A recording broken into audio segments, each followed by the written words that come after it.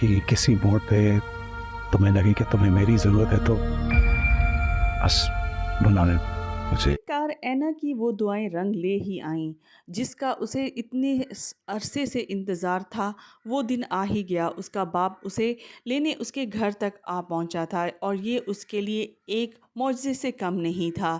اینا خود بھی حیران تھی کہ یہ کیا ہو گیا ہے۔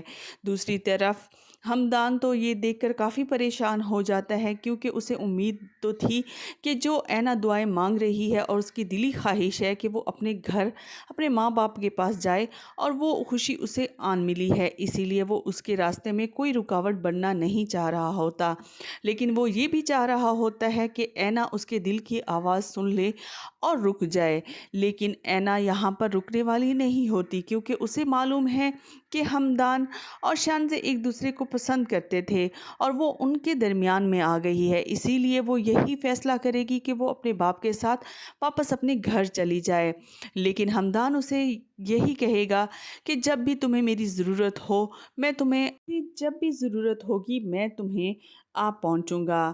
دوسری طرف یہی اینا کوشش کر رہی ہوگی کہ کسی نہ کسی طرح ہمدان اسے روک لے، لیکن ہمدان اسے بالکل بھی نہیں روکے گا۔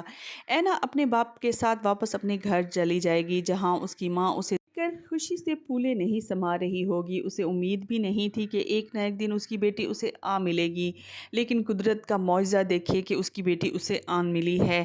لیکن یہاں پر بھی اینا خوش نظر نہیں آ رہی ہوگی، کیونکہ اسے ہمدان کی یاد آ رہی تھی۔ دوسری طرف اس کا باپ کافی زیادہ خوش ہوگا، کیونکہ ہمدان سے مل کر اسے یہی لگتا ہے کہ اس نے بالکل صحیح لڑکے کا انتخاب کیا ہے، اس لیے وہ اس کی ماں کو بھی تسلی دے گا کہ ہمدان بہت اچھا لڑکا ہے، اس نے اینا کو بہت زیادہ خیال رکھا ہے۔